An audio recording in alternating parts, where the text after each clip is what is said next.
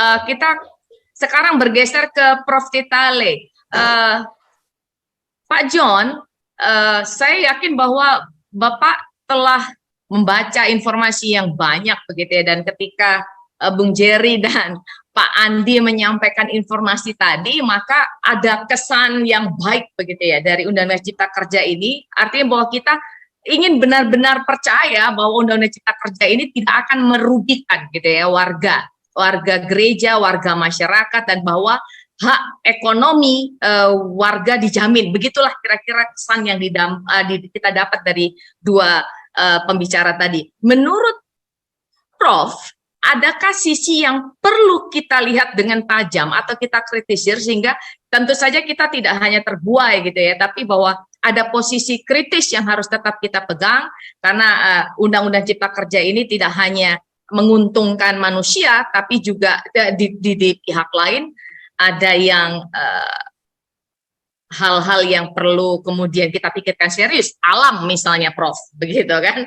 Jadi refleksi apa yang perlu kita pahami dari percakapan siang hari ini dalam pengalaman Prof Titale? Silakan Pak.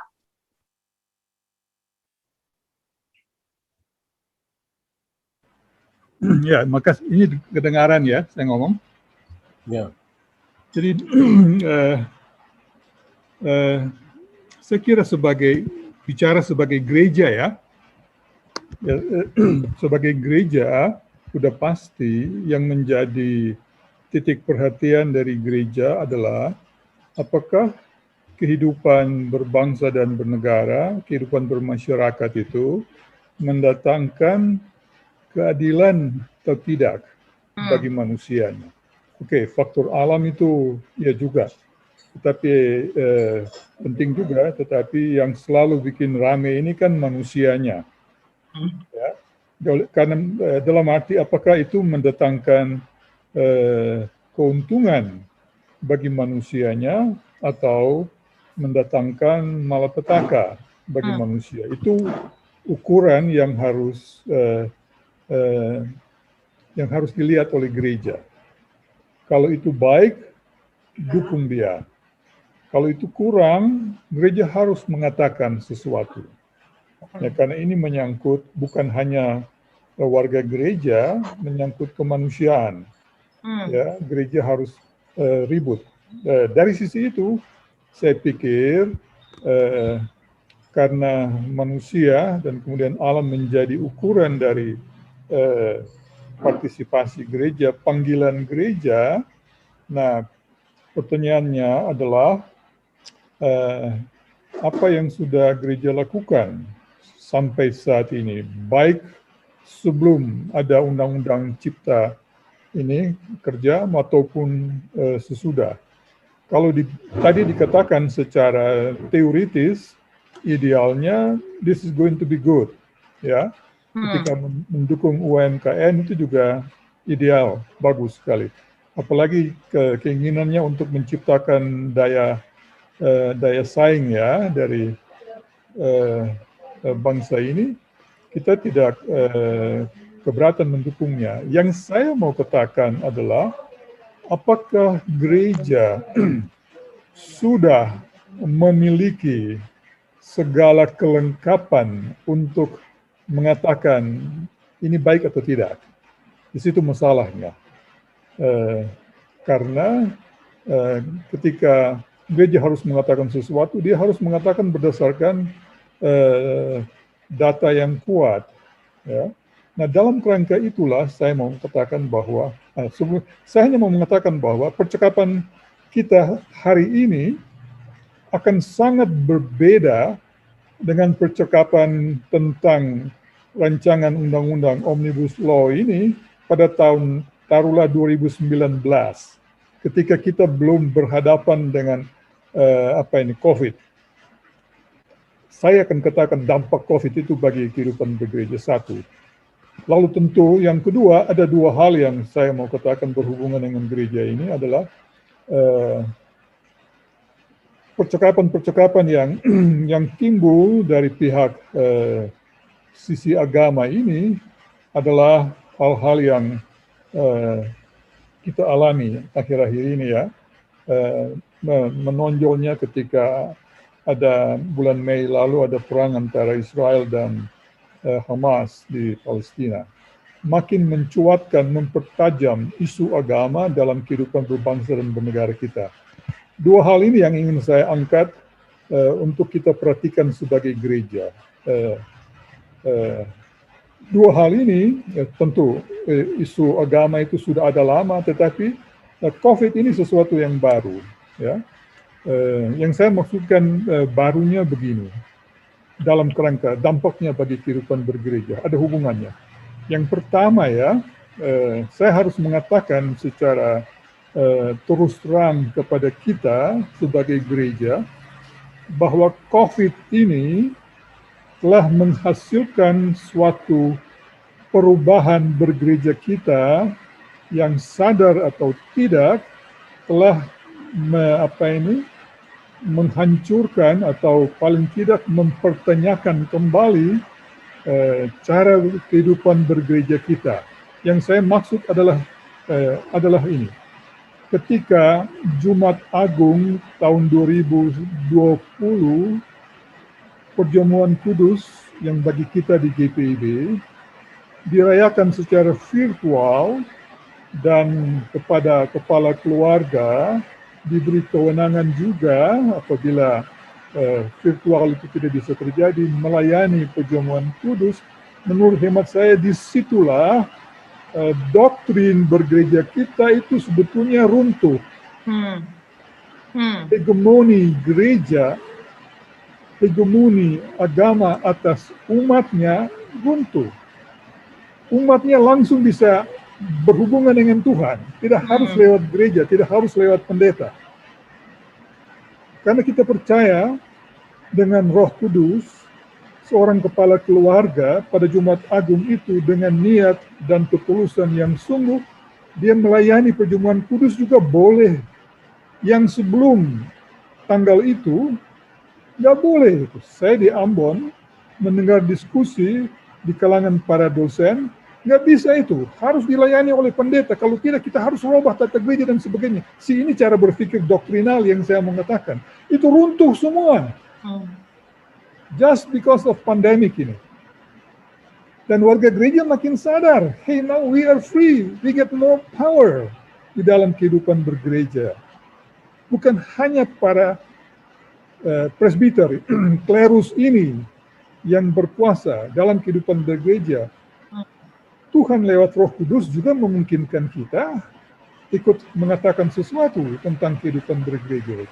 Ketika Perjamuan Kudus itu, sakramen yang sangat sakral itu patah, runtuhlah seluruh hegemoni gereja, terutama para klerus. Nah, dari sisi itulah saya mau mengatakan, gereja sudah waktunya untuk berpikir tidak hanya oleh para klerus ini saja, warga gereja juga harus dilibatkan dalam kehidupan bergereja secara aktif. Itu saya kira harus kita pikirkan ulang, karena ketika kita membuka peluang keterlibatan warga gereja setara, kalau dalam tanda kutip, dengan para klerus itu, maka kita akan harus dampaknya nanti kepada tatanan bergereja sangat besar sekali. Ya, pengorganisasian bergereja kita tidak cukup kalau di GPIB pada sektor saja, korsek saja. Kita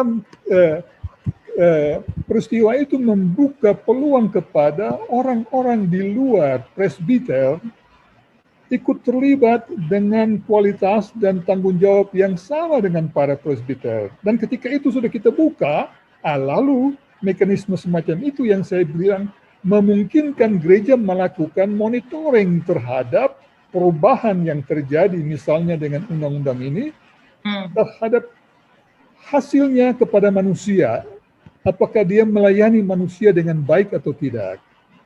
Itu yang saya katakan, kemampuan gereja untuk memonitoring produk dari undang-undang ini kepada manusia itu sangat tergantung kepada pemahaman gereja terhadap dampak dari undang-undang ini kepada manusia yang harus dilibatkan. Nah, monitoring itu yang saya mau mengatakan kalau gereja hanya tergantung kepada para presbiter dalam konstelasi kita di GPIB, nggak cukup.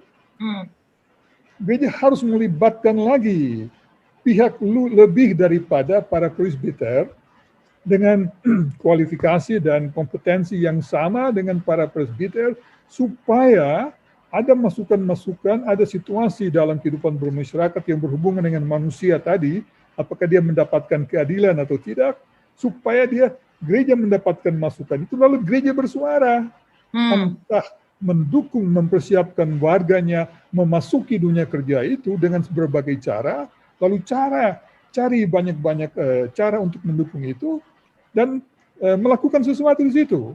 Saya cuma mau bilang bahwa itu satu. Lalu yang kedua, ketika kita dengan ibadah-ibadah virtual ini, kita sudah tidak bisa bilang lagi bahwa ukuran warga gereja yang baik itu apabila dia hadir di gereja. You have to leave it. Tinggalkan itu. Warga gereja yang baik itu bukan karena dia hadir tiap minggu di gereja dan dia memberi perpuluhan atau macam-macam. Tidak. Warga gereja yang baik itu adalah apa yang dia lakukan bagi sesamanya, terutama mereka yang tersingkir, itu. Nah, termasuk di dalam orang-orang yang tersingkir, tertindas dan sebagainya adalah akibat dari Omnibus Law ini yang bisa terjadi. Nah, untuk memungkinkan gereja mendapatkan masukan yang baik untuk menyikapi dampak dari undang-undang ini adalah harus punya informasi yang cukup. Saya pikir itu. Karena ketika ada informasi yang cukup, gereja baru bisa bersikap secara tepat. Dan menurut saya mekanisme dengan berorganisasi kita semacam ini tidak mendukung gereja untuk melakukan hal itu. Tidak mendukung seperti apa, Prof? Boleh Prof ungkap. Ibu, kegiatan kita bergereja apa? Hari Minggu. Iya, pertemuan-pertemuan gitu, Prof ya. We need more than that. Kita butuh lebih dari itu. Lalu kalau mereka bisa ikut ibadah-ibadah Pelkat, fine. Dan kita tahu apa yang kita bicarakan dengan ibadah-ibadah Pelkat, ibadah keluarga. Lalu, itu baru ketika itu kita lakukan. Lalu kita bicara tentang doktrin lagi. Ya kan? Padahal masalah real yang kita hadapi adalah akibat dari perubahan dalam masyarakat seperti undang-undang ini. Kan ada yang bisa saja mereka manusianya tertinggal. Betul. Prof, may I ask you? Yes. Kalau boleh saya menerjemahkan bahwa ini ternyata bukan soal bagaimana GPIB seragam suara tentang Undang-Undang Cipta Kerja ini. Setidaknya tentang isu ini, Prof ya. Tetapi bagaimana, apakah ini saya benar memahami pandangan Prof. Tapi bagaimana jemaat-jemaat GPIB yang beragam itu, dengan lokalitasnya yang beragam itu mampu membaca dan memahami terlebih dahulu begitu. Sejauh mana Undang-Undang Cipta Kerja ini oke, di satu sisi dia memberi peluang, tapi kita juga tetap harus kritis begitu ya, Prof ya.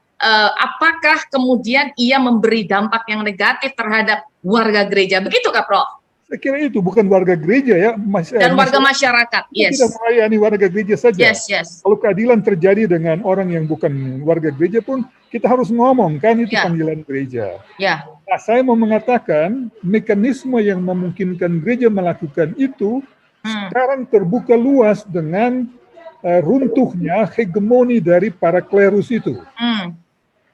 Kita harus pikir ulang. Selain dari para klerus itu, presbiter ya, pendeta, diaken dan penatua, dan mungkin kita harus pikir lagi, apakah cukup diaken penatua, ataukah masih perlu diaken penatua, atau hal-hal yang lain, yang lebih realistik lah. Selama ini kan when we talk about diaken penatua, kita bilang kita cari di Alkitab. Kehidupan yang bukan masyarakat industri seperti sekarang ini. Ya kan, lalu muncul hanya dengan diakonia karitatif. Tidak cukup lagi, kita butuh kegiatan yang lebih daripada hanya sekedar diakonia. Karena kita harus mempersiapkan warga gereja masuk di dalam lapangan kerja, dunia kerja semacam itu dengan keterampilan, mendukung warga gereja supaya mereka ikut punya pendidikan yang cukup, mereka bisa masuk, dan juga pikir tentang dampak yang mereka alami Lalu apa yang bisa gereja lakukan? Ngomong dengan para penguasa, ngomong dengan para Hmm. pengusaha, membela kemanusiaan ini apabila ada yang mendapatkan ketidakadilan. Baik. Ketika saya mengatakan para klerus ini runtuh hegemoninya di Imamat Amrajawi ini yang boleh melayani sakramen yang paling pokok itu perjamuan kudus, mereka harus dilibatkan. Sehingga panggilan mereka adalah melihat kemungkinan timbulnya masalah-masalah ketidakadilan yang dialami oleh warga gereja atau rakyat untuk gereja bersuara. Baik. Sehingga lebih banyak orang harus lalu akibatnya kesalehan orang bukan diukur dengan bergereja pada hari Minggu, tapi diukur dengan keprihatinan dia terhadap permasalahan-permasalahan kemanusiaan yang ada di dalam masyarakat. Itu yang saya katakan, bergereja kita harus berubah dari doktriner, berkumpul di hari Minggu di gereja, dengar one man show atau one woman show. Asal pendeta berkhotbah, selesai. Yeah. We need more than that. Karena kesalehan kita, kekristenan kita bukan diukur dengan kita tahu tidaknya doktrin itu. Kita bikin begitu malah kita ribut sendiri. Tetapi Yesus kan bilang bukan orang yang berteriak-teriak Tuhan, Tuhan, Tuhan yang masuk kerajaan surga, tapi siapa yang melakukan kehendak Bapakku. Yeah. Kalau saya mau nakal pakai Injil gitu. Dan apa yang itu saya kutip dari Matius. Apa yang Matius katakan? Apa yang kau lakukan bagi yang paling hina itu yang kau lakukan padaku. Oke, baik, Prof. Itu yang saya katakan, bergereja kita harus dirubah mumpung. Ini yang saya katakan, karena COVID ini bergereja kita harus berubah dari beribadah hari Minggu di gereja gedung gereja itu kepada beribadah dengan melihat permasalahan kemanusiaan yang ada dalam masyarakat. Oke, Prof. Dan kita menjadi warga gereja yang baik atau tidak. Ini yang saya katakan. Maaf, saya mau bilang pada kita teman-teman MS, I doubt, saya meragukan, bukan meragukan, saya mau mengajukan pertanyaan, apakah PS kita nanti itu mempersiapkan gereja ini hidup di masa pandemik, pasca pandemik atau tidak? Ya. Kita punya Ranum, Ranes dan sebagainya kita buatkan sebelum ada pandemi. Ya. Pandemi merombak semua. Kita masuk persidangan sinode dengan randas semua yang tidak ada pandemi. Iya. Baik, Prof. Kita akan tajamkan isu ini lagi, boleh, Prof? Iya. Ya, itu satu hal yang dampak dari ini yang saya mau katakan. Saya belum bicara tentang radikalisme yang tapi satu hal ini aja saya sudah mau mengatakan bahwa we have to think again about the persidangan sinode ini. Is it still relevant? Kalau saya mau mengatakan, emphasis dari bergereja kita bukan di kesalehan terhadap doktrin, tetapi kesalehan terhadap kemanusiaan. Baik. Sorry, Prof. Boleh. Karena kalau tidak ada pandemik ini, kita akan bicara sangat klasikal. Ya. Pandemi ini merubah sesuatu dan memberi peluang kepada gereja berubah. Dan nanti Prof. dia akan lari kepada doktrin. Kita lanjutkan lagi nanti, Prof? Ya, boleh. Oke, baik.